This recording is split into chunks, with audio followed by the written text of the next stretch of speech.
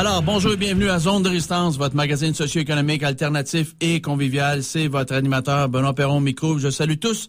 Mardi, le 12 mars 2013. Et la citation, elle est en fonction de mon invité. On va parler avec mon invité dans quelques secondes. Il ne peut y avoir révolution que là où il y a conscience. Qui a dit cette citation célèbre? Jean Jaurès. C'est un homme politique français né en 1859, décédé, assassiné en France en 1914. Il ne peut y avoir révolution que là où il y a conscience. Et mon prochain invité, lui, conscience sociale, conscience environnementale, il y a vraiment pas de problème. Alors, Patrick Bonnin. Patrick, comment ça va? Salut Benoît, ça va bien, toi? Patrick, qui est directeur de Climat-Énergie. campagne Climat-Énergie chez Greenpeace. Tu es là depuis quelques années. Quelques mois avant, j'étais... un an, hein, même pas. Ouais, même pas un an. Avant, j'étais à l'Association québécoise de lutte contre la pollution atmosphérique, à QLPA. André Bellil. Exact. Qui est également à la Coalition Québec-Kyoto. À l'époque, on se souvient qu'il avait fait la grosse manif sur le Sur-Roi, entre autres. Ouais. Il s'est passé des choses incroyables dans la dernière année. 2012, c'était une année de bouleversement climatique incroyable, Pat. Oui, c'est sûr que je pense qu'on le voit de plus en plus. Ce qui est marquant aussi, c'est les climato-sceptiques n'ont plus aucune crédibilité, que ce soit aux États-Unis même, où c'était un peu le bastion des climato-sceptiques. Je pense que les gens prennent pour acquis maintenant que la science est très solide, que la réalité des changements climatiques, ils la voient également sur le terrain. Et en ce sens-là, on a véritablement un virage qui s'effectue au niveau international. Ouais. On le voit aux États-Unis, entre autres, avec le président Obama, qui, lors de son discours de réélection, parlait des changements climatiques. Ouais. Lors de son discours d'union, tout récemment, parlait des changements climatiques. Évidemment, là où ça fait un petit peu plus mal, c'est quand on regarde au Canada ce qui se passe. Je pense qu'on va avoir l'occasion d'en parler, où on est rendu littéralement un pétro-pays, où on a des politiques qui sont gouvernés avec l'idée d'épandre les sables bitumineux. Et on le voit pour la première fois au Québec avec, entre autres, les projets de pipelines dont on parle beaucoup. Les pipelines. Ben justement, on va en parler, si tu veux bien, mon cher Patrick. Pourquoi? Parce que il y avait un article qui a paru dans c'était l'actualité. On parlait de Pauline Marois là-dedans. Et Pauline Marois, justement, dans l'article, parlait justement du potentiel du pétrole. Là, vois-tu, pendant que je te parle, je vais le trouver. Ah, là, voilà. Alors, voici le titre de l'article. Nous allons exploiter le pétrole du Québec. C'est dans l'actualité actuellement. C'est en kiosque présentement, dans la revue de l'actualité. Alors, le gouvernement va commencer à en encadrer l'exploitation avant l'été, dit Pauline Marois. La voix est forte, le propos sans ambiguïté. Alors, c'est une entrevue qui s'est faite à partir de son bureau sur McGill College. Ça devait être juste au-dessus de celui de Lucien Bouchard, sur McGill College. Je connais bien ces deux-là. Ils se fréquentent au club 357C. De toute façon, ils sont pas les seuls à aller là, mais bon, sauf toi et moi. Et c'est assez tranchant. Ben, ce qui est particulier avec le Parti québécois actuellement, c'est clairement les émissions de gaz à effet de serre en 2010 ont augmenté au Québec. Oui. On devrait réduire drastiquement nos émissions. Oui. Elles ont augmenté. Oui. On n'a aucun plan pour atteindre les objectifs de réduction de gaz à effet de serre pour 2020. Il n'y a pas de plan, aucun plan crédible au Québec. Oui. Et là, on parle de créer de nouvelles industries qui sont extrêmement problématiques, évidemment, au niveau des impacts locaux. Quand on pense à Old Harry, à l'est des îles de la Madeleine, de l'exploitation en pleine mer. Quand on parle au pétrole de schiste, du pétrole de schiste en Anticosti. Pétrole non classique. Pétrole non conventionnel, qui est extrêmement problématique parce qu'il faut faire la fracturation hydraulique. Puis on parle d'environ 15 000 puits qu'il faudrait faire sur Anticosti. Et en Gaspésie, où il y a d'autres enjeux avec la proximité. Dans l'article, Patrick, elle dit que sur Anticosti, il n'y a pas de problème. Il y a quelques chevreuils, elle dit comme ça. Elle dit c'est loin de la population établie. Alors, on va faire ça comme il faut, mais c'est moins risqué, c'est moins dommageable. Ben, c'est sûr que ce qui est, je dirais, encourageant ou un peu rassurant, c'est clairement qu'ils ont statué le Québec allait faire une évaluation environnementale, probablement par le Bureau d'audience publique en environnement, sur c'est quoi les enjeux à exploiter le pétrole en Anticosti. Évidemment, c'est problématique d'un autre côté parce qu'ils ont déjà commencé à faire l'exploration en Anticosti. Oui. Donc, on a déjà de la recherche qui se fait avant même de savoir si l'exploitation serait, d'un point de vue environnemental, acceptable et d'un point de vue social pour les Québécois acceptable. Donc, c'est un peu mettre la charrue devant les bœufs. Elle a dit dans son article il y a une question d'acceptabilité sociale. Elle le dit, elle contourne pas ça. Fait qu'elle est consciente de tout ça, Mme Marois, la première ministre. Mais c'est sûr qu'on a hâte à ce qu'il y ait cette évaluation environnementale-là du Bureau d'audience publique en environnement. Sauf que on vient d'apprendre que le Centre québécois de droit de l'environnement a fait une requête par la loi de l'accès à l'information. Ça l'a retardé sur la concentration, Patrick, des produits qu'on utilisait pour la facturation.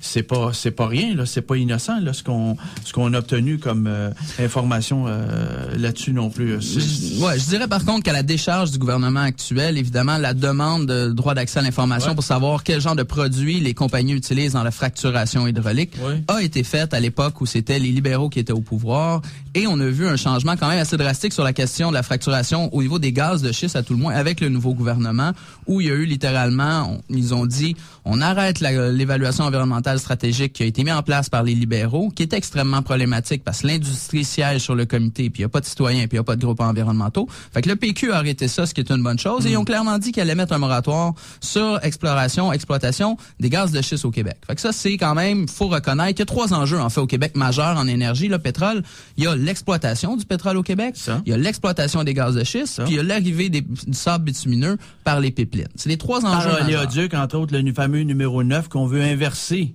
le flux. Exactement. Ce qui implique quelle compagnie, Patrick? Je pense que c'est Enbridge. Il n'y a pas un beau bilan environnemental, Enbridge. Enbridge a un bilan assez catastrophique. On parle quand même d'au-delà de 1 déversement par semaine en moyenne pour Enbridge. Enbridge est également, et là, juste pour se remettre un peu dans le contexte, là, on parle de pipelines qui existent déjà, qui partent d'Alberta. Depuis plusieurs décennies qu'il existe ce pipeline. Depuis 1970, qui partent d'Alberta et qui visent à amener du sable bitumineux au Québec. Et là, la différence, c'est que c'est pas du pétrole conventionnel léger qu'on a actuellement. C'est de la grosse pâte. Très visqueux. Un très visqueux, très épais. C'est comme un gros beurre d'arachide ou si vous voulez, quasiment du papier sablé liquide. Qu'est-ce que ça peut faire, ça, dans un conduit qui est vieux de 1970? Qui est vieux de 1970, qui a pas été créé à l'origine pour transporter ce type de pétrole-là extrêmement abrasif. Il faut mettre une pression énorme pour être capable de le transporter. Il faut également, au-delà de la pression énorme, il y a une température qui s'atteint assez rapidement et qui est élevée en raison justement de la viscosité du liquide. Et la compagnie Enbridge veut faire passer de 240 000 barils par jour, qui est la capacité actuelle, à 300 000 barils par jour. Wow. Et on veut inverser en plus. Donc, présentement, le pétrole, il va de Montréal vers l'Ontario. Et là, ils veulent faire venir, évidemment, de l'ouest vers l'est. Et il faut garder en tête que ce pipeline-là, le pipeline de la ligne 9, comme on appelle d'Enbridge, il traverse des cours d'eau extrêmement majeurs et centrales pour l'approvisionnement en eau potable au Québec. Des écosystèmes qui sont à risque. Ben oui, et à risque pour l'eau potable. On parle de la rivière des Outaouais, la rivière des Mille-Îles, la rivière des Prairies, et ça arrive à Montréal. Et on revient sur Enbridge, et on l'a vu aux États-Unis, au Michigan, en 2010. Là, ça date pas d'il y a 30 ans. En 2010, Enbridge est responsable du plus grand déversement en sol de l'histoire de l'Amérique. Ça fait 2 ans et demi. On parle de près de 3 millions de litres. Et c'est la même chose. Un vieux pipeline qui transportait des sables bitumineux, à peu près le même âge que le pipeline qu'on a au Québec. Et il y a eu un déversement, 150 familles évacuées. Ça fait vraiment, littéralement, ça fait 2 ans et demi. Ça a coûté plus d'1 milliard à nettoyer. Et c'est pas encore réglé. Une facture salée que peut-être les contribuables vont devoir aussi assumer en partie. C'est problématique. Définitivement, parce qu'Enbridge a déjà dit qu'il ne voulait plus payer, entre autres, pour des études supplémentaires, ne voulait plus continuer à décontaminer actuellement ce qui reste dans la rivière là-bas, Kalamazoo. Là, c'est plus que 50 kilomètres de rivière qui a été affectée par ça, littéralement détruite. Et là, la réalité, c'est, quand je vous dis, c'est pétrole des sables bitumineux, c'est pas du pétrole léger conventionnel. Là. Non. Pour le transporter dans les pipelines, faut mettre des produits chimiques pour diluer la grosse masse visqueuse, cette grosse boule-là de sable bitumineux. Ça circule mieux. Et donc, en cas d'accident, ces produits chimiques-là s'évaporent, donc c'est problématique pour les communautés locales, et le pétrole redevient plus lourd que le pétrole conventionnel, et donc ça coule dans l'eau. Le pétrole conventionnel, on a quand même des techniques de récupération en surface qui sont pas parfaites, on s'entend, mais avec lesquelles les compagnies sont quand même assez habituées. Le pétrole des sables bitumineux... Il décante, il s'en va directement dans le fond de l'eau, donc on peut pas le récupérer, il faut littéralement draguer, arracher le fond de la rivière, et c'est ça qui est extrêmement problématique aussi. Et là, on n'a même même pas parler de la réalité. Là, tu modifies l'écosystème complètement, là, si tu règles le fond. Complètement. Puis c'est l'approvisionnement en eau potable des gens qui risquent d'être mis en péril. Là, ces rivières-là, Outaouais, Rivière-des-Mille-Îles, Rivière-des-Prairies, c'est ça la réalité. Absolument. Après ça, il y a également la réalité de dire, c'est les sables bitumineux. On ne parle pas du pétrole conventionnel qu'on met une paille, puis évidemment, c'est plus complexe que ça, là, mais... qu'on extirpe du sol. Qu'on extirpe du sol. Les pétroles des sables bitumineux, c'est pas pour rien que c'est reconnu comme étant... Ça prend de l'eau en quantité industrielle pour... Par jour, combien tu penses, Benoît, de litres d'eau que ça prend? Je me rappelle plus du chiffre, mais j'ai vu que c'était effarant. Un guess. Aucune idée. Combien? Aucune idée. 10 litres d'eau potable pour chaque jour pour les eaux? Non, 250 millions de litres d'eau potable par jour qui sont contaminés pour la production des sables bitumineux. 250 millions de litres d'eau potable. Et une fois contaminé, on renvoie ça dans des bassins aquatiques, des étangs, et on a des canons pour épeurer les moineaux, pour pas que les moineaux viennent se poser dedans. Tout le Saint-Bataclan. Ouais, puis il y a évidemment, c'est de l'eau, donc il y a des vases communicants là-dedans. On a des problèmes au niveau des contaminations de le fleuve Mackenzie qui est juste là, qui est en Alberta. Il y a des problèmes avec les communautés locales. C'est un véritable désastre au niveau local. Il faut littéralement arracher la forêt boréale pour aller chercher les sables bitumineux. Et là, on parle des impacts locaux en Alberta. Mais Patrick, ils ont mis des milliards de dollars, les majors du pétrole, dans le dossier. Et on a ici la famille Paul Desmarais Power Corporation avec Total qui sont impliqués là-bas. Hein? Alors, il se fait des pressions incroyables. Même Madame la ministre de l'Alberta, Madame Bradford, je pense, dans l'article de l'actualité, le Québec a un avantage que nous n'avons pas. Alors, elle est contente. Puis elle a déjà rencontré son homologue, Pauline Marois, notre première ministre, et puis s'entendent comme la en foire déjà. Alors, là, il y a un partenariat qui s'est établi entre les deux. Alors, c'est déjà pas mal bien entamé, hein? Ben, ce qu'il faut comprendre, c'est que les sables bitumineux, c'est la principale source d'augmentation des émissions de gaz à effet de serre au Canada. Ils veulent présentement doubler la production des sables bitumineux d'ici 2020. Et là, ça, c'est des projets déjà tout approuvés. Puis le gouvernement fédéral, on se souvient ce qui s'est passé l'année passée avec le projet de loi budgétaire qui s'est appelé Mammouth C-38, où on a complètement charcuté les lois environnementales pour essentiellement faciliter l'expansion des sables bitumineux et faciliter le passage de pipelines. Absolument. Donc, le gouvernement s'est mis au service de l'industrie qui avait demandé ces modifications-là, entre autres. Même chose pour la loi sur les eaux navigables. Alors ça, chers auditeurs, regardez, c'est 1er avril, c'est pas un poisson d'avril 2010. Ottawa veut assouplir les évaluations environnementales. Alors, le gouvernement entend faciliter l'approbation de projets comme les grandes mines, les barrages ou les sables bitumineux. Et voilà, et vous aviez déjà pris position. Et donc, c'est ça la réalité. On veut... Quand on dit les sables bitumineux, il y a des impacts locaux en Alberta qui sont extrêmement problématiques. Il y a aussi la qualité de l'air dont on n'a pas parlé, qu'il faut garder en tête. Il y a aussi, évidemment, l'empreinte sur le territoire avec le caribou là-bas qui est complètement, qui est en voie de disparition. Dans le fond, il n'y a plus de territoire. Oui, mais un businessman de Calgary. Pauvre caribou. Il y en a-tu quelque chose à cirer du caribou, lui? Il en met dans son café le matin du caribou. Il aime ça en boire. C'est le fun du caribou, hein? Mais un caribou, un quadrupède, là? Le quadrupède caribou? Pas d'importance. Mais il vote pas le caribou? Admettons qu'on parle juste au niveau mondial, la réalité est que la production des sables bitumineux, juste la production, là, ça émet de 3 à 4 fois plus de gaz à effet de serre que le pétrole qu'on retrouve au Canada, aux États-Unis. Oui. Donc, 3 à 4 fois plus pour la production d'émissions de gaz à effet de serre, c'est extrêmement problématique, alors que on doit réduire nos émissions de gaz à effet de serre et on sait que le Canada va pas dans la bonne direction. Et donc, le Québec deviendrait, dans le fond, faciliterait l'expansion des sables bitumineux en commençant à s'approvisionner à partir de sables bitumineux. Et ça, c'est extrêmement problématique parce que cette réflexion-là, elle s'est pas faite, on dirait, au niveau du gouvernement du Québec, qui met un comité conjoint avec l'Alberta pour évaluer ça. Oui. Évidemment, l'Alberta veut le développement des sables bitumineux. Donc, ils sont pris. Tu sais, Patrick, ils sont ça, pris. Le problème. Il faut qu'il y ait Keystone XL pour shipper ça au Texas dans les raffineries. Alors, vers le sud, vers les Américains. Ou ben non, ils prennent Northern Gateway pour, avec des pipelines, shipper ça sur la côte ouest, par bateau jusqu'en Chine, en Asie. Il faut qu'ils l'écoulent. Sinon, c'est vers l'est. Et puis, il faut qu'ils inversent la ligne numéro 9. Mais il y a aussi les raffineries de pétrole Irving Oil. Au Nouveau-Brunswick, eux autres sont intéressés d'avoir du sable bitumineux, Patrick, hein? Alors, on pourra revenir sur ces acteurs-là qui sont c'est pas des gros acteurs. On parle, tu parlais tantôt de Total, mais ça c'est dans la production. Mais ici au Québec, on a Irving, on n'a pas Irving, on a Valero, Ultramar, la raffinerie. Ils raffinent en masse avec. C'est Valero, les Valero. Donc Ultramar, la raffinerie, c'est possédé par Valero. Ce n'est plus Ultramar de jadis. Valero, c'est qui procède Valero. C'est gigantesque. Les frères Koch. Eux autres, ce sont les amis comprends-tu, du Tea Party aux États-Unis et toute la gang de failés du Climate Gate qui finance ce que tu as dit en début d'émission. Ils sont gigantesques, hein? Un immense réseau. Les frères David et Charles Koch. Pas vrai? C'est énorme, gigantesque. Tous les think tanks qui financent, c'est hallucinant. Mm-hmm. Donc, on a cet acteur-là. À Montréal, on a Suncor, la raffinerie. Suncor, il y a deux raffineries ici au Québec, Patrick. Hein? Exactement. Une à Montréal qui est Suncor, qui peut raffiner environ 140 000 barils par jour. Là, on va avoir 300 000 barils qui vont arriver à Montréal, les compagnies veulent inverser le pipeline. Semble-t-il qu'on raffine plus dans les deux raffineries que ce que le Québec consomme au complet. Oui, en effet. Ces deux-là. Déjà. Mais la réalité est qu'on a tellement de sable bitumineux qui arrivera à Montréal, 300 000 barils par jour, puis on peut juste en raffiner 140 000. Ouais.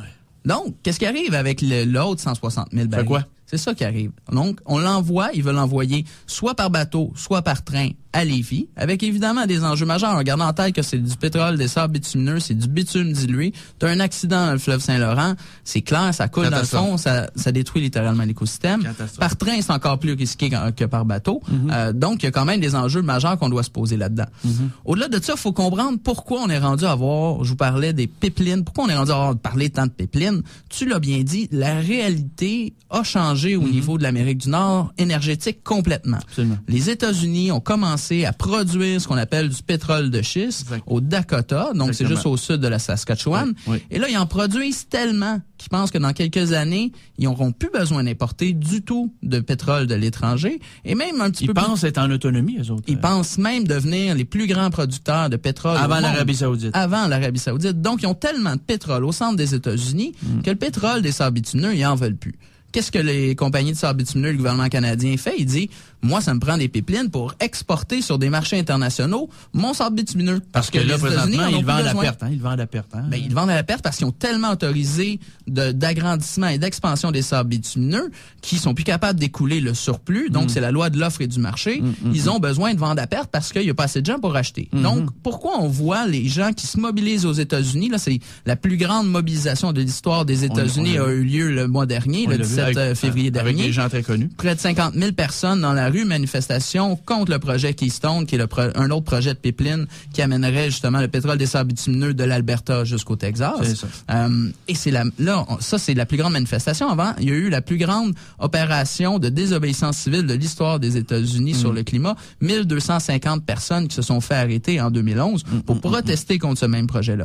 Et on regarde ce qui se passe sur la côte ouest, c'est la même chose. Mobilisation totale, les Premières Nations sont mobilisées. La Colombie-Britannique en veut pas, la ministre. Ils ont un autre projet de pipeline de l'Alberta qui s'appelle Northern Gateway qui reste jusqu'en Colombie-Britannique. Qui passerait par la Colombie. Et là, il y a personne qui en veut là-bas. C'est ça. La première ministre de la Colombie-Britannique a dit niet.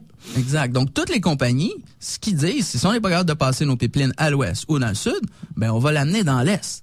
Puis là, ça, c'est le projet d'Enbridge. Ça, c'est l'alternative. Ligne 9, 300 000 barils. Et il y a TransCanada Énergie, qui a un autre projet très concret qui va être annoncé dans les prochaines semaines, qui amènerait 900 000 barils par jour. Fait que là, on est rendu à 1 200 000 barils par jour qui passeraient au Québec, alors qu'on en consomme à peu près 300 000 barils par jour, là. Donc, c'est clairement, on ferait passer sur notre territoire des pipelines de sable bitumineux pour exporter. On aurait tous les risques, on contribuerait à l'expansion des sables bitumineux pour envoyer ça à l'autre bout du monde pour satisfaire les grandes pétrolières pour qu'ils fassent de l'argent avec ce pétrole qui est le plus sale au monde.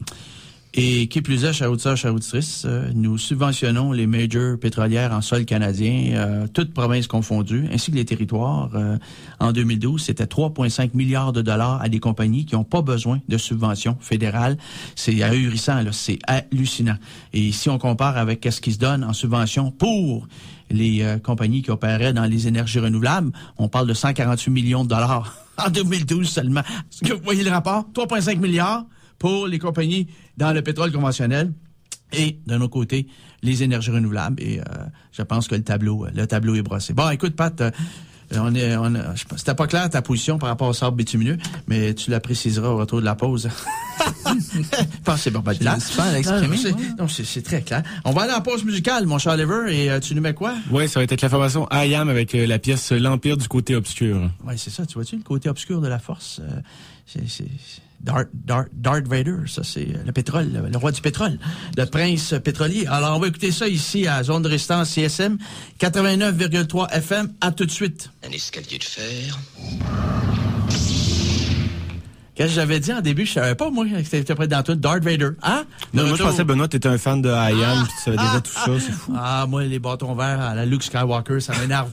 On est de retour à Zone de Résistance avec votre animateur Benoît Perron-Moncur et Oliver Vinette. Le titre de cette chanson? Oui, la formation I Am tirée de l'album L'école du micro d'argent, avec la pièce L'Empire du côté obscur. Et lui aussi a failli faire un lapsus, même Oliver. Vois-tu, ça peut aller au meilleur. OK, Oliver, merci beaucoup. Darth Vader, dans un baril de sable bitumineux. Toujours en compagnie de mon invité Patrick Bonnin, directeur de la campagne Climat-Énergie chez Greenpeace Québec.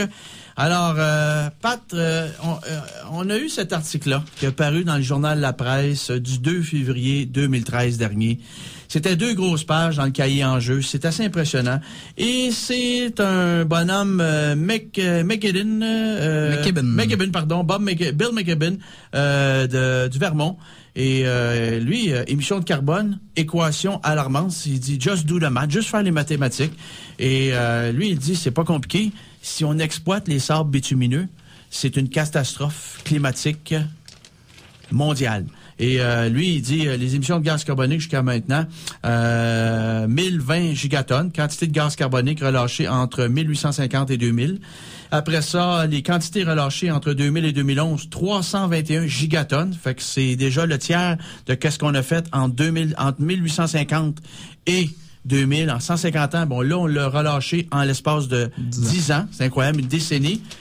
Et là, il dit, seuil d'émission de gaz carbonique sécuritaire, c'est 565 gigatonnes. Ça, c'est notre budget carbone pour limiter le réchauffement à 2 degrés.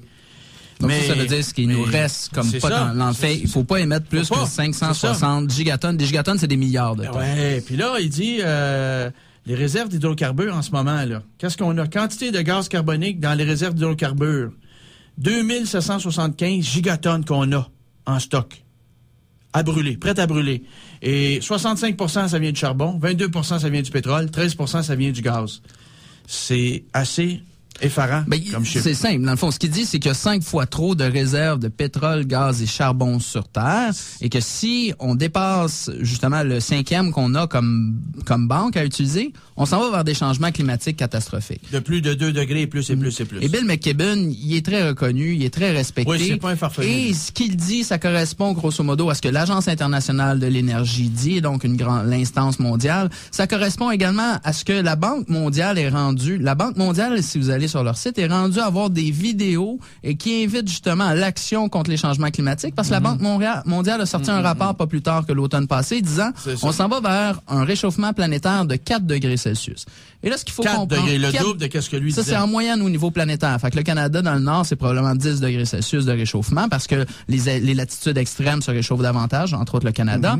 Et au niveau scientifique, ce qu'on sait, c'est qu'il faudrait pas dépasser 2 degrés Celsius de réchauffement global au niveau planétaire parce qu'au-delà de ça, il y a des mécanismes qu'on comprend pas du tout et on s'en va vers le chaos climatique. On s'en va vers des boucles de rétroaction positive, vers des emballements du climat, vers des phénomènes catastrophiques, des événements extrêmes. Qu'on ne peut pas mesurer l'ampleur. Même les meilleures compagnies d'assurance qui essaient d'évaluer le risque parce que les catastrophes se succèdent à un rythme effarant. Les autres non plus. Et ce sont des joueurs qui deviennent de plus en plus actifs, entre autres les compagnies d'assurance, parce qu'ils le voient, l'augmentation des événements extrêmes, l'augmentation des coûts pour eux, et évidemment le fait que c'est complètement non viable à moyen terme.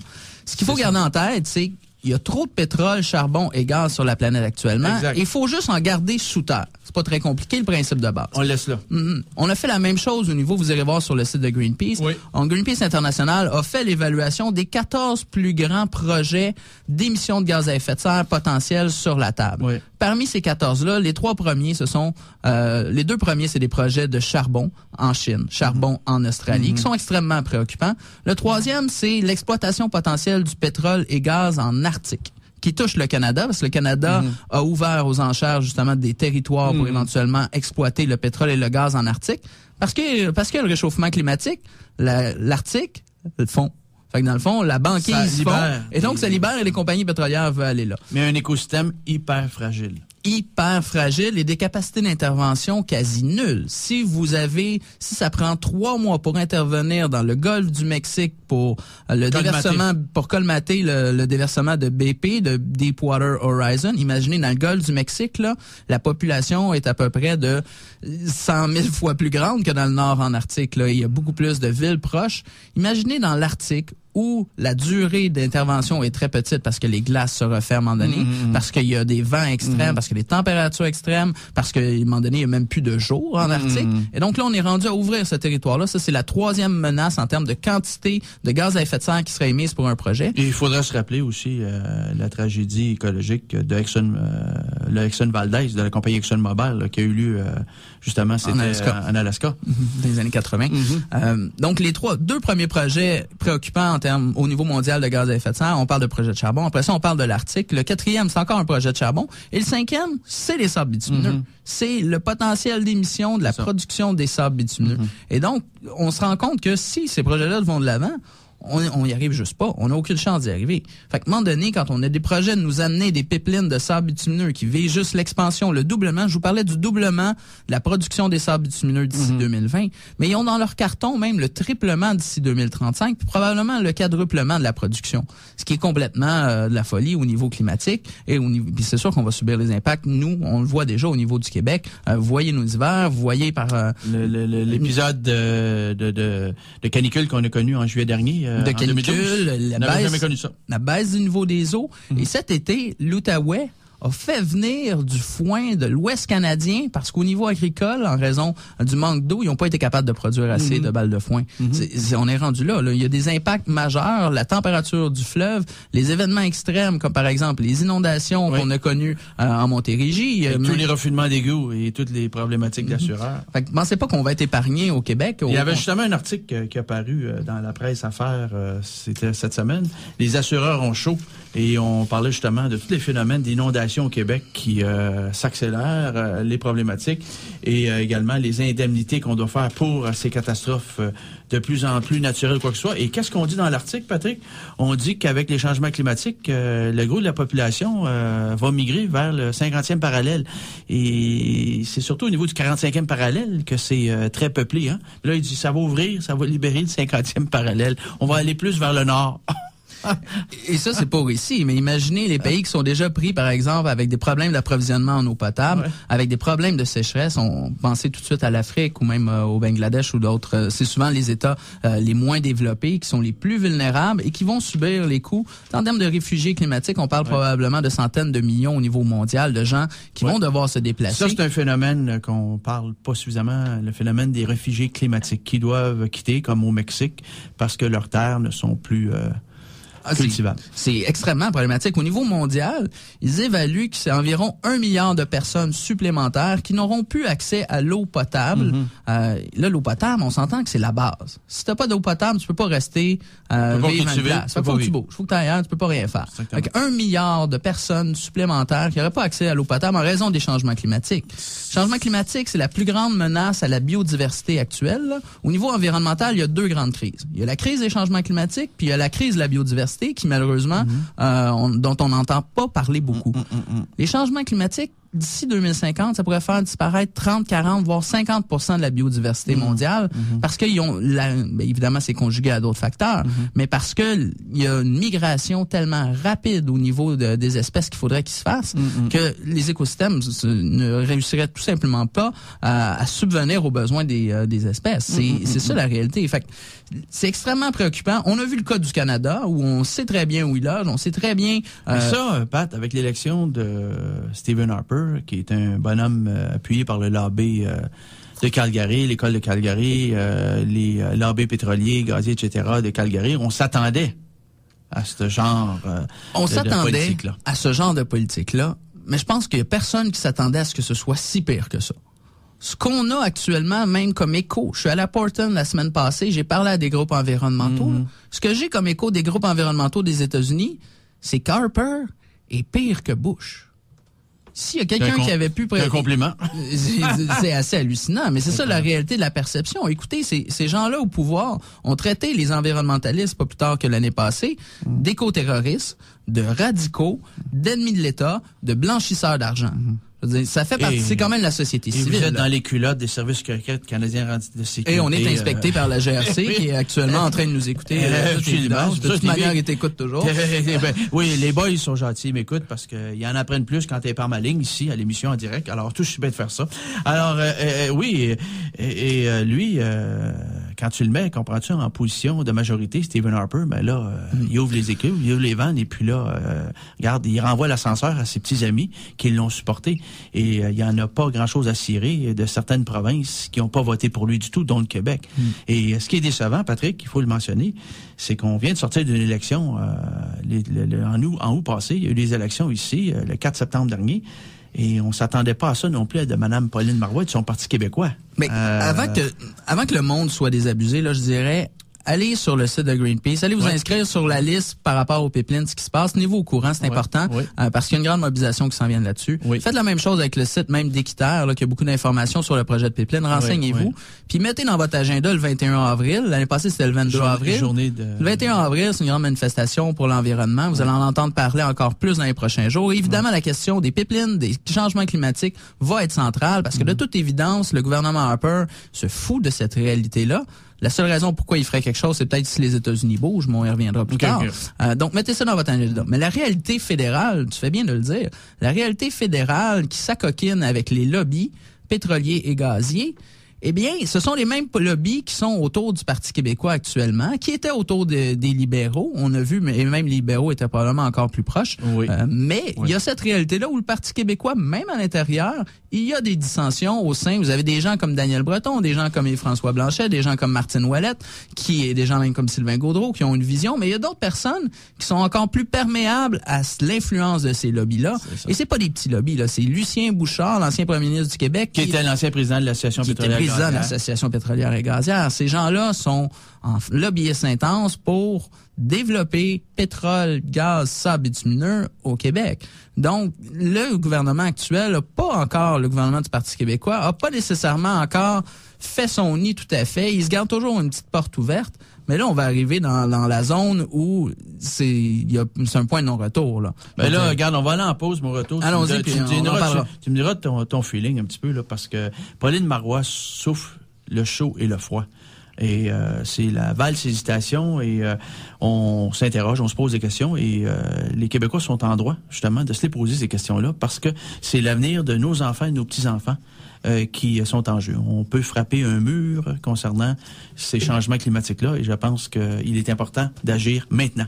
Pas dans 20 ans, maintenant. Oliver, tu nous mets quoi? Oui, ça va être un petit classique avec les Cowboys fringants avec la pièce Le gars de la compagnie.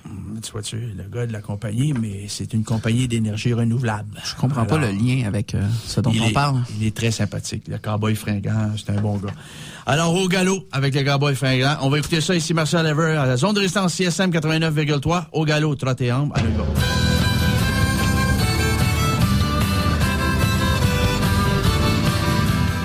De retour à Zone de Résistance avec votre animateur Benoît Perron au micro et Oliver Vinette. Le titre de cette chanson encore une fois? Oui, c'était Les Cowboys fringants avec la pièce Le gars de la compagnie. Le gars de la compagnie. Alors, on parlait peut-être de Lucien Bouchard, je ne sais pas. Il mange à tous les râteliers, un peu comme son mentor, Brian Mulroney, qui siège sur 27 conseils d'administration. C'est un addon, Benoît, c'est un addon. Ils aiment donner à leur communauté avec du bénévolat, bien sûr. Ah oui, c'est tout bénévole. T'as bien raison. Écoute, et ces gens-là ont le don d'ubiquité. Hein. Ils peuvent être à plusieurs places en même temps. Comme le Christ. Attention, Brian, il a fini crucifié. Mais bon, ça fait rien. Toi, Brian, tu as des bons contacts, ça peut toujours aider. Alors, toujours en studio avec mon ami Patrick Bonin, directeur de la campagne Climat Énergie chez Greenpeace. Pat qui fait son travail en même temps. Je te jure qu'à lui, il arrête pas. Hein? Là, ça, c'est quoi, ça? C'est la technologie. C'est un téléphone, c'est vrai que c'est la technologie. Je pensais pas que c'était un frisbee. Alors, ça, c'est quoi? C'est un BlackBerry ou c'est un iPhone? J'ai pas le droit de faire de publicité. C'est un téléphone intelligent. Un smartphone. Tu savais qu'est-ce qu'il y a là-dedans, dans tes smartphones? Là? Tu sais qu'il y a des métaux rares? Il y en a 17 métaux rares. Mais vous avez le choix, soit que je suis là pour vous parler des affaires, sinon chez nous. Tu vois-tu, hein? On y échappe pas, hein? Je veux dire, c'est le Apple aussi, gars, il y a un beau laptop couvert Apple ici, hein? Puis Apple avec la compagnie Foxconn, il y a un reportage à enquête dernièrement. Hein? Qu'est-ce qu'on fait? Il y a rien de parfait, mais c'est sûr qu'on fait une évaluation annuelle.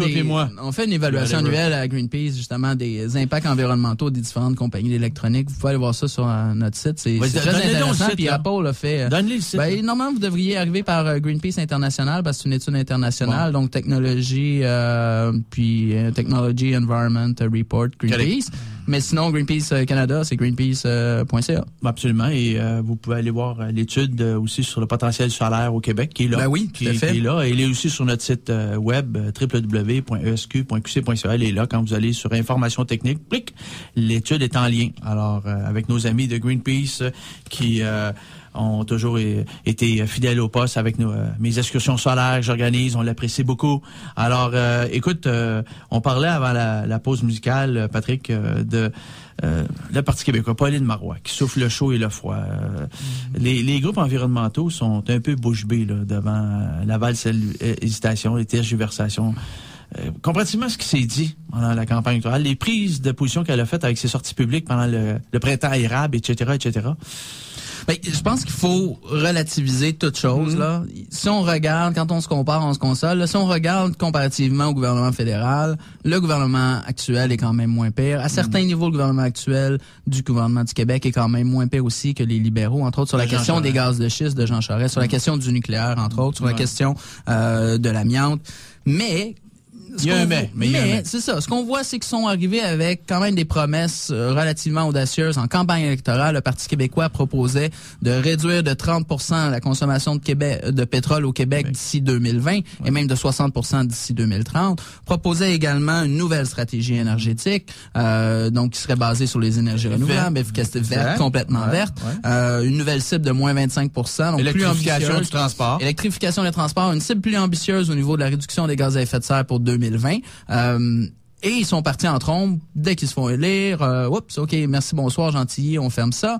Donc, il y a eu quand même des gestes rapides. Daniel Breton, qu'on se souvient, l'ancien ministre de l'Environnement. Veux-tu en parler maintenant, Daniel? Ou Ben, je pense que ça fait partie du contexte. Daniel Breton est arrivé avec l'intention de changer plusieurs choses. Que tu connais très bien. Tu connais très bien. Tu as milité avec lui. J'ai travaillé avec lui, j'ai milité avec lui. L'intention de modifier le bureau d'audience publique en environnement en enlevant, entre autres, la personne... Pierre Renaud qui était à la tête. L'avocat qui était nommé par Jean Charest. Et en le remplaçant par des gens quand même d'une haute crédibilité, dont Louis-Gilles Francoeur, ancien journaliste au Devoir. Et le bonhomme du groupe Ouranos, là. Oui, et Monsieur Barry, Pierre Barry. Et la réalité, c'est que Daniel Breton a voulu en faire beaucoup et brasser beaucoup de choses. Beaucoup et vite. Et même, il est arrivé à dire, écoutez, la question des pipelines de sable bitumineux qui nous arrive de l'Alberta, est-ce qu'on va être maître chez nous? Est-ce qu'on va être maître chez nous ou pas? Et là, tout de suite, Lucien Bouchard a fait une sortie publique, Patrick. Là, il a dit qu'il y avait une secte environnementale qui gouvernait à Québec et cette secte est dirigée par Daniel Breton et Martine Ouellette. Une sortie publique. Bang! Ouais, c'est sûr qu'il y a du monde dans l'opposition en général, là, je dis pas nécessairement parlementaire, mais ça pourrait l'être, qui se sont mis sur le cas de Daniel Breton pour sortir des histoires qui sont dans le fond pas des grosses histoires non plus, on s'entend. Et il y a des médias qui ont repris ça et ils ont eu la tête de Daniel Breton parce que Daniel Breton, l'ancien ministre de l'Environnement, voulait changer beaucoup de choses. Et donc, on a commencé à voir toutes les chambres de commerce. C'est un vrai environnementaliste au ministère de l'Environnement, c'est suspect. Et toutes les chambres de commerce du Québec, souvenez-vous-en, sont sortis cet automne en disant, un instant, le Parti québécois, là, les Québécois vont quitter la province, les riches vont partir, on va tomber dans la grande noirceur. Ils sont montés au créneau. Exactement. Et à partir de là, on a vu un certain virage au niveau de la position du Parti québécois où on est passé de belles promesses à... Un instant. Maintenant, dans le budget, on est déterminé à développer le pétrole. C'est la première chose qu'elle dit ou presque au niveau du développement économique. On ne parle plus dans le budget de nos beaux objectifs de réduction de gaz à effet de serre. On ne parle pas de changement climatique. On parle pas à peine d'électrification. On parle pas de réduction de consommation de pétrole. Après ça, on s'acoquine avec l'Alberta. On met en place un comité conjoint avec l'Alberta. Avec Mme Alison Redford. Exactement. Pour étudier l'arrivée des sables bitumineux au Québec par pipeline. Et là, je vous le rappelle, là, mais quand vous avez un comité conjoint avec l'Alberta puis le Québec pour étudier si ces sables bitumineux, c'est bon ou pas, il y a un des deux partis, très clairement, qui est l'Alberta, qui va dire que c'est bon, puis attendez pas une autre réponse dans ce rapport-là. Définitivement. C'est extrêmement problématique à ce niveau-là. Et donc, on a cette réalité-là où, en plus, après ça, ils ont mis un autre comité conjoint, Québec, avec le Nouveau-Brunswick, pour étudier l'autre projet de pipeline dont Elle vous est avez allée parlé. là, elle est allée rencontrer son homologue. Un autre projet de pipeline Exactement. de sable bitumineux Qui lui est arrive au très, Québec. très proche avec la famille Irving Oil. Donc, encore une fois, un comité conjoint avec le Nouveau-Brunswick, qui est une province qui est pour l'arrivée, le développement même Comme de l'Alberta. ces nouveaux pipelines. Et là, on attend encore notre audience publique au Québec pour dire c'est quoi ce projet de pipeline-là? Est-ce qu'il y a vraiment des risques avec les sables bitumineux? Est-ce que c'est ça qu'on veut comme type de pétrole au Au niveau Québec? fédéral, c'est l'Office national de l'énergie qui se penche sur ce volet-là. Ouais. Parce que là, Ottawa dit c'est de juridiction fédérale, tout cela, le pipeline. Hein? Ouais, donc c'est un pipeline transfrontalier qui passe de l'Ontario au Québec, donc c'est de juridiction fédérale, c'est l'Office national de l'énergie qui va faire l'évaluation environnementale. Il y a personne du Québec qui est là-dessus, du gouvernement du Québec sur ce bureau-là. Personne ne siège là. Et rappelez-vous, le projet, en fait, le budget de l'année passée, Mammoth C38 et l'autre C45 par la suite, l'autre projet, à quoi servait ce budget-là? À faciliter l'expansion des pipelines et des sables bitumineux. Et dans le budget, c'est très clair qu'on modifie la loi de l'Office national de l'énergie. Les modifications fédérales ont limité dans le temps la durée des évaluations environnementales. Donc, des évaluations plus courtes qui permettent d'avoir moins de discussions, évidemment. En fast track. En fast track, moins d'intervenants dans ces évaluations-là. Si vous voulez participer à l'audience publique à Montréal que sur l'Office national de l'énergie et le pipeline, il faut être accepté, il faut vous présenter une demande et l'Office jugera si vous êtes directement concerné par le projet et si vous êtes pertinent. Et donc, ça se peut fortement que vous n'alliez tout simplement pas à l'Office. Et au-delà de ça, peu importe le rapport qui va sortir de l'Office, puis là, l'Office, oubliez ça, là, il va regarder que le tuyau, le pipeline, là, tout ce qui se passe, les sables bitumineux, tout ce qui se passe avec les 160 000 barils qu'il y aura en trop à Montréal à chaque jour, là, qui vont s'en aller par train ou par bateau ou par pipeline à Portland de Montréal. On ne regardera pas ça dans l'Office national de l'énergie. Et si l'Office arrive avec un rapport disant « Hey, ça n'a pas d'allure, ce projet-là de pipeline de sable bitumineux, c'est bien trop dangereux », ben c'est le gouvernement Harper qui a modifié la loi puis qui se donne le droit maintenant de décider, peu importe le type de rapport, si le projet est bon ou pas pour il va le de l'avant Canada. ou il va pas de l'avant. Fait que qu'est-ce que vous pensez qu'il va arriver? C'est sûr qu'il va aller de l'avant. On a une petite idée. Ah, ils ont une belle annonce qui publicise à la télévision sur justement la position fédérale du gouvernement concernant justement l'environnement, les sables bitumineux et tout ça. C'est une belle annonce mielleuse, c'est mièvre, c'est 10 millions en publicité que le gouvernement fédéral met là, c'est pour faire la promotion du développement dit responsable des ressources ou quelque chose de genre. Il y a même les think tanks Fraser et les céramiques de Montréal qui ont même dit que grâce aux nouvelles technologies, les sables bitumineux étaient vraiment un pétrole propre dorénavant. La technologie vient toujours à la rescousse, hein, et on a des technologies qu'on connaissait pas, puis que ça va faire en sorte que la problématique des changements climatiques, ça va être chose du passé. La réalité est que depuis 2005, la production des sables bitumineux par baril, là, les émissions de gaz à effet de serre augmentent. Il y a eu des gains technologiques dans le passé. Depuis 2005, les émissions de gaz à effet de serre par baril augmentent. Et là, ça va être encore pire parce qu'on passe des mines à ciel ouvert, comme on l'a beaucoup vu, à des mines qu'on dit in situ, où on fait comme de la fracturation un peu hydraulique. Si vous voulez, on injecte à haute pression des produits chimiques pour diluer le bitume en profondeur et le sortir. Et ça, c'est encore plus émetteur de gaz à effet de serre que les anciennes techniques qu'on utilisait. Fait que les gains technologiques, on les oublie. Donc, le gouvernement du Québec n'ait pas une audience publique, une évaluation environnementale propre dans laquelle les citoyens peuvent participer, les groupes environnementaux et que ce soit les vrais enjeux, c'est extrêmement problématique. Il faut que le Québec embarque là-dedans puis ouvre ça à sa population. Après ça, il y a d'autres enjeux, évidemment, qu'il faudrait parler au niveau du Québec. On y reviendra. On va y parler. Là, on va aller en pub, suivre une pause musicale. Oliver, tu nous mets quoi? Ça va être les locaux locaux tirés de l'album Manifestif, la pièce Médiatrib. Médiatrib. Ben, tu vois, les locaux locaux, dernièrement, il disait qu'il jouait pas souvent à ces radios québécoises. Mais avec Oliver, il joue ici, hein? Il n'a pas de problème. Alors, hein? Il n'a pas de problème. Bon, Oliver, bravo. Tu as mon vote. À la prochain comité de le CSM, tu as mon vote, tu vois-tu? Je suis solidaire. Moi, je suis très solidaire. On écoute ça ici en pub, sur une pause musicale, la zone de résistance CSM 89,3 FM. À tout de suite. Et toujours en studio avec Patrick Bonin, directeur de la campagne Climat-Énergie chez Greenpeace Québec.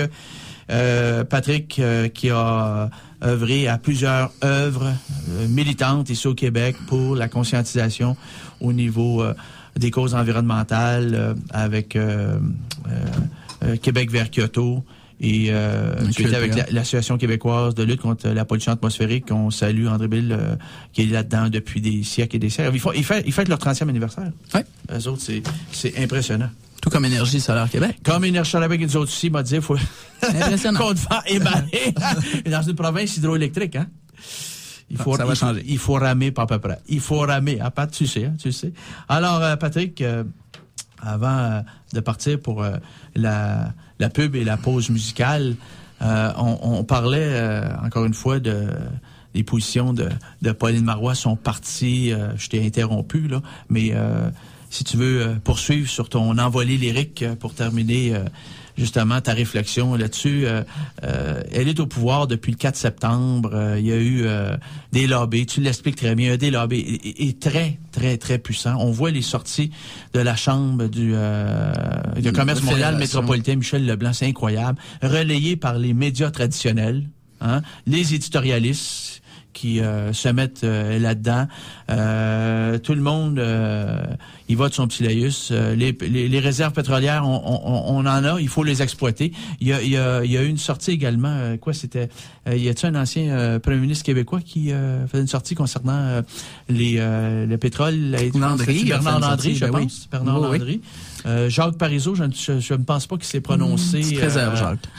Pardon? Réserve. Il y a une petite réserve, M. Jacques. Oui. Alors, Bernard Landry, celui qui était le premier ministre lorsque le PQ est au pouvoir en 2002, la dernière fois, avec Pauline Marois comme ministre. André Boisclair également faisait la promotion des pétroles et sables bitumineux et des gaz de schiste, qui a été placé en beau parachute doré à New York, un bel endroit pour faire également des deals à New York, on s'entend.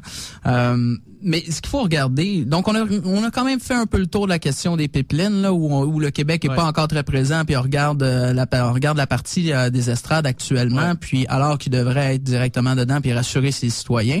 Évidemment, on a des craintes là-dessus. Après ça, si on regarde les gaz de schiste, c'est quand même la bonne nouvelle, je dirais, là, où le gouvernement a pris une bonne position, un moratoire sur les gaz de schiste, puis un bureau d'audience publique pour avoir une institution quand même objective dans laquelle on a confiance pour évaluer. Après ça, il faut regarder aussi la production du pétrole au Québec. J'en ai parlé tantôt, le Québec est déterminé, selon Mme Marois, à se lancer dans la production. Mais on parle pas de 10 000 affaires. Il y a du pétrole en Gaspésie, il y a du pétrole en Anticosti, puis il y a du pétrole à Old Harry, à l'est des îles de la Madeleine. Pétrole en mer, je sais pas si vous le savez, là, mais dans une mer fermée, le Golfe, un déversement affecte l'ensemble de toutes les provinces autour. Donc le Québec, Terre-Neuve, Nouveau-Brunswick, Nouvelle-Écosse et les îles de la Madeleine, et c'est évidemment. un estuaire marin très fragile. Très fragile et l'ensemble de ces provinces-là a une économie basée énormément sur le tourisme et sur la pêche. Donc, rapidement, les petits gains potentiels peuvent être annulés. Et il y a évidemment des enjeux avec le fait que Terre-Neuve veut forer de son côté. Après, on regarde en Anticosti, je vous en ai parlé, c'est du pétrole de schiste. Et là, on se lance encore une fois en disant, mais non, le pétrole de schiste, c'est pas comme du gaz de schiste, c'est pas les mêmes enjeux. Ça, on met un moratoire sur les gaz de schiste, mais on n'en met pas sur le pétrole de schiste. Alors que la technique de la fracturation, ça reste de la fracturation, avec les émissions fugitives, avec l'injection de produits chimiques, puis, avec l'utilisation d'eau potable. Là, tu le mentionnes, c'est important parce que ça vient de sortir le 9 mars 2013. On parle d'arsenic, de plomb, d'uranium, de nitrite et d'acide chlorhydrique utilisés, entre autres choses, mais il y a plus que ça, là, mes chers auditeurs, il y a un cocktail chimique pour les forages, pour la facturation hydraulique. Ça, c'est grâce à l'accès de l'information, entre autres par les avocats du Centre québécois de droit de l'environnement qu'on va recevoir ici à l'émission en avril prochain. Donc, il y a un paquet de choses que la population ne maîtrise pas, ne connaît pas, ne sait pas. Et on nous demande par sondage de nous prononcer là-dessus. Êtes-vous pas au compte? Mais oui, mais et les enjeux, est-ce qu'on les connaît? On connaît tous les tenants et aboutissants? Non, on le sait pas. On l'apprend au fur et à mesure. Donc, il y a des enjeux majeurs. Ils font déjà de l'exploration en Anticosti. Oui. Et ce qu'il faut comprendre aussi, c'est que c'était aux Québécois avant ces droits d'exploitation-là qui ont été littéralement donnés pour une bouchée de pain à des compagnies juniors, que ce soit Junex, que ce soit Petrolia. Les intérêts sont étrangers. Pour Petrolia, c'est pas d'ici, ça, les intérêts, hein, c'est internationaux. Et il risque de se faire attacher il risque de se faire racheter par justement d'autres majors, comme on appelle. Mais la réalité est que c'était aux Québécois. On ne sait pas c'est quoi l'entente qu'Hydro-Québec a fait pour donner ça aussi. Daniel Breton avait fait une sortie alors qu'il était militant. Il avait parlé du vol du siècle pour cette entente parce qu'il y avait une division pétrole et gaz à Hydro-Québec et on a vendu nos droits de de propriété, de forage pour une chanson, pour une bouchée de pain. Les libéraux qui ont fait ça. Les libéraux, sous les libéraux, à une firme privée. Donc, cette entente, c'était avec Junec, je pense, hein, l'entente? De mémoire, il y a Petrolia, Corridor Resources et Junex qui ont des droits d'exploitation sur l'île d'Anticosti. Là, on aimerait savoir un peu plus sur cette entente secrète, Patrick. Là, on est censé la rendre publique. Mais donc, il y a des enjeux là-dessus, évidemment. Mais gardons en tête qu'on parle de 40 milliards de pétrole de schiste en Anticosti. Ça, c'est l'entreprise qui dit ça. Les entreprises vont toujours augmenter leurs chiffres pour vous faire miroiter plein de dollars. Mais quand on regarde le potentiel récupérable de 40 milliards, là, c'est probablement 2% du 40 milliards qu'on peut aller chercher. Fait qu'on parle pas de 40 milliards de barils de pétrole pour le Québec, mais probablement plus de combien 2%? Ça fait 1 milliard de barils de pétrole environ à aller chercher, ce qui est déjà beaucoup moins. Et je vous en ai parlé tantôt, ça prend 15 000 puits, à peu près 10 à 15 000 puits. Et on parle peut-être de 10 000 $ par puits pour aller chercher ça. Donc, les coûts d'exploitation risquent d'être énormes. Les impacts environnementaux, autant locaux qu'émissions de gaz à effet de serre, le méthane fugitif, une fois que vous fracturez toute la roche, vous changez la composition de la roche et vous créez des puits, c'est littéralement des échappatoires là à moyen terme pour... parce que ces fissures-là... ben là, vous faites des trous partout, vous mettez un petit peu de boue... on fissure le schiste, la roche. Vous mettez un petit peu de ciment pour boucher votre puits et ça va durer combien de temps? Ça, c'est 5 ans, une fois que l'entreprise est partie. Après ça, le Québec, on va être prêt avec ça. Donc, il y a des enjeux majeurs qui doivent être discutés avant même d'aller faire de l'exploration et de se dire c'est le Klondike pour le Québec. Après ça, il y a aussi la Gaspésie où on parle quand même d'un petit potentiel de barils. Là, c'est pas, on parle même pas d'1 milliard de barils. Là, je pense que c'est. C'est pas d'aujourd'hui au Gaspésie. Dès 1860, Patrick, il y avait déjà des aventuriers qui avaient découvert du pétrole en Gaspésie. C'est pas d'hier, hein? C'est incroyable. Hein? Il y avait une compagnie de Londres qui est venu forer ici pour trouver. Alors imagine-toi, on en parle, mais à chaque fois, ça finit en catastrophe. Pas de catastrophe écologique, je veux dire une catastrophe financière pour ceux qui c'était les aventuriers, les explorateurs. Alors c'est pas d'hier. Puis là, vois-tu, on est dans une nouvelle phase grâce aux nouvelles technologies qui peuvent nous permettre d'aller profondément fissurer, fracturer la roche de schiste où se trouve ce pétrole qui a pas migré, comprends-tu, qui est pas un pétrole conventionnel, classique. Alors, c'est un petit peu un nowhere, là. C'est une aventure, une avenue là qu'on ne connaît pas du tout dans quoi on s'embarque, d'aucune façon. Ben, c'est surtout que le Québec veut se doter d'une loi sur l'exploitation des hydrocarbures, qui est une bonne chose en soi, mais de faire la loi avant de faire les évaluations environnementales pour dire il y a tel enjeu, ou par exemple les émissions fugitives, ou là, une fois un puits fermé, qu'arrive-t-il avec le puits, qui en devient responsable? Ces enjeux-là, on doit se les poser, on doit les analyser avant d'élaborer la loi, et actuellement, on fait le contraire. Ce qui personnellement me préoccupe, au-delà des impacts locaux, qui sont quand même très préoccupants, la nécessité d'une acceptabilité sociale, c'est l'augmentation des émissions de gaz à effet de serre avec l'arrivée d'une nouvelle industrie au Québec. Actuellement, le Québec est loin et n'atteindra pas les objectifs du protocole de Kyoto. Oubliez ça, on est des années-lumière. On n'atteindra même pas les objectifs que le gouvernement s'est donné de moins 6% en 2012 par rapport à 90. Ça, c'est le gouvernement fédéral. Et on est très, très, très, très loin d'avoir un plan pour atteindre nos objectifs de réduction de gaz à effet de serre d'ici 2020. Et ça, c'est avant même qu'on arrive avec une nouvelle industrie qui produirait, c'est extrêmement énergivore et extrêmement polluant. Vous imaginez la production pétrolière au Québec.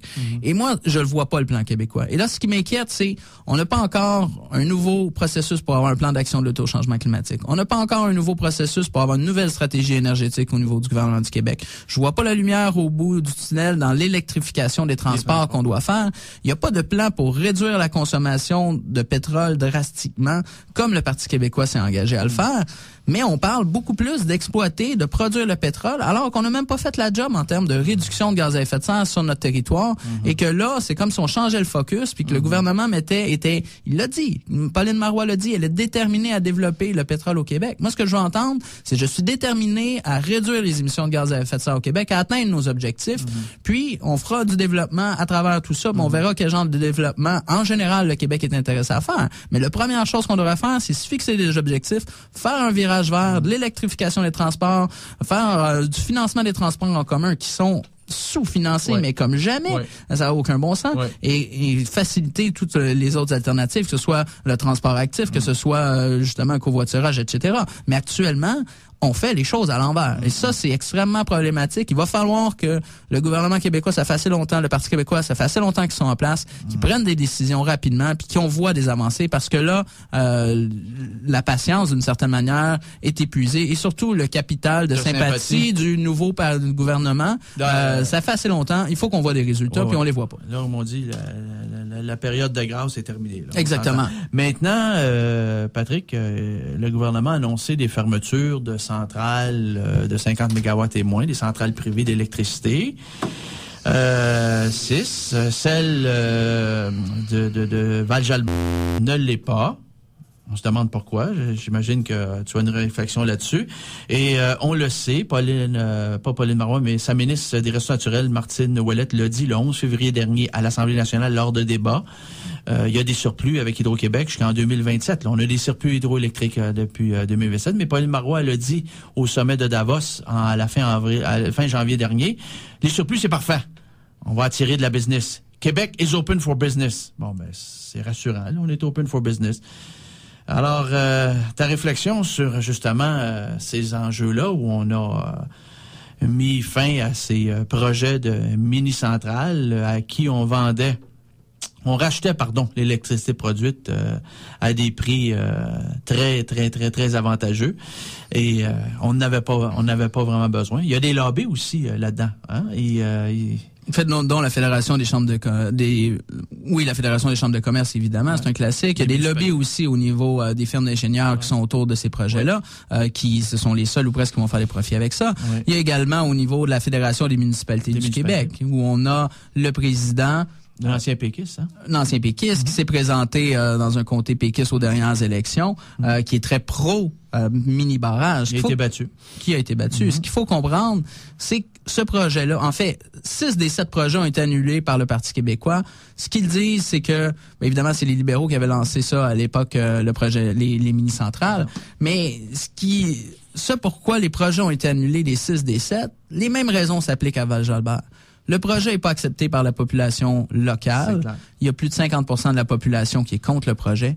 Le projet est pas économiquement viable. Ça va coûter 80 millions de dollars dans les 20 prochaines années au Québec pour la centrale de Val-Jalbert. Pourquoi?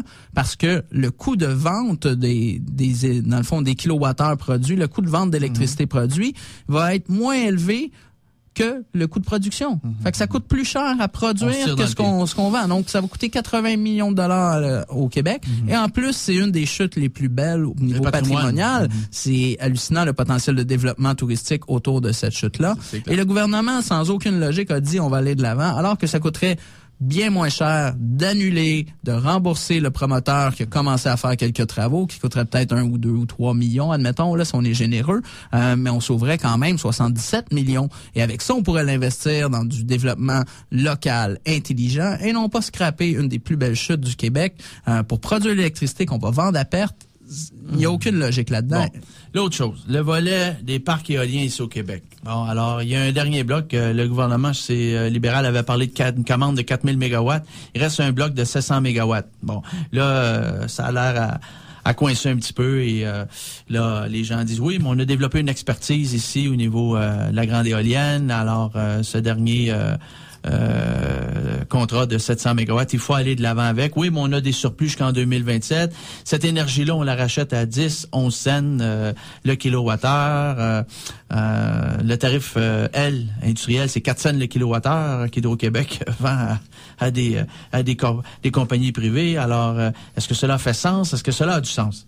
Ce qu'il faut comprendre à la base, c'est qu'au niveau de l'impact environnemental, l'éolien est bien moins dommageable que l'hydraulique, que ce soit les mini-centrales ou les grands barrages. Les impacts sur la biodiversité des mini-barrages et des barrages sont énormes, c'est majeur. L'éolien, c'est pas les mêmes impacts. Après ça, le Québec si en effet il s'est positionné récemment pour un développement de l'éolien, la création d'une industrie, on doit évaluer les impacts que ça peut avoir d'annuler des projets d'appel d'offres parce que l'éolien, ça se développe. C'est pas comme l'hydro, c'est la voie de l'avenir, on le sait très bien. Il y a un créneau international qui est super intéressant qu'on doit réfléchir à se positionner par rapport à ça.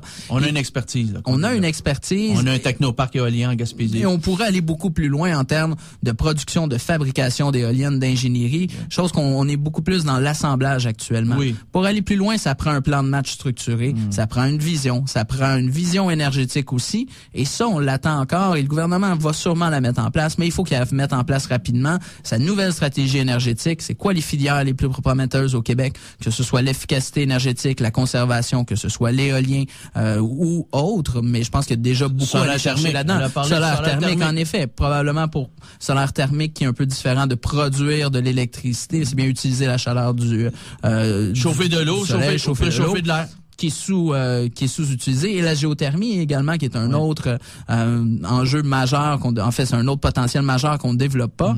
Et je peux comprendre que actuellement, il y a des réflexions qui se font, mais là, faut aller de l'avant ou faut pas aller de l'avant, mais il faut qu'ils partent une stratégie énergétique rapidement. La question de l'éolien est centrale. J'ai pas les chiffres, honnêtement, sur le 700 mégawatts, les annulations, mais ça a été fait un petit peu tout croche aussi à l'époque, l'éolien. Ces 700 mégawatts-là, je sais pas. Mais tu sais, ça a été donné au privé, ça a été développé. Les municipalités avaient des miettes, subissaient les impacts plus qu'autre chose. C'était loin de la nationalisation de l'électricité. Ben, on sait que la commission Charbonneau va aussi se pencher parce que Hydro-Québec, c'est un gros donneur d'ouvrage après le ministère des Transports du Québec.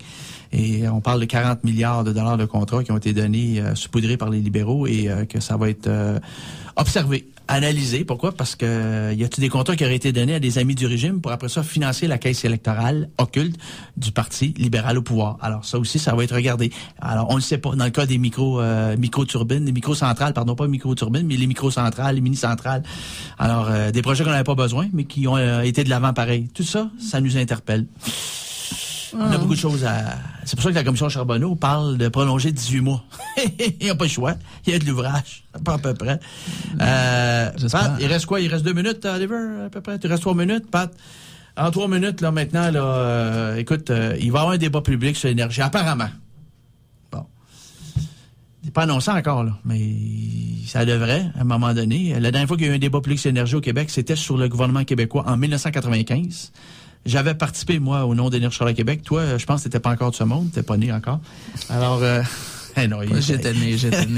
Il était né. Ben, qu'est-ce que... C'est une farce, à l'autre bout du micro. Allez, je vaquais à d'autres occupations. Exact, il vaquait. Alors, il se rappelle pas ce qu'il faisait en 95. Moi, je m'en rappelle. J'étais à Québec au débat public sur l'énergie. Tu vois-tu? Lui, il s'en rappelle pas. Alors, il va falloir que les gens se mobilisent, se concertent pour que on fasse entendre notre voix et qu'on parle tous d'une même voix.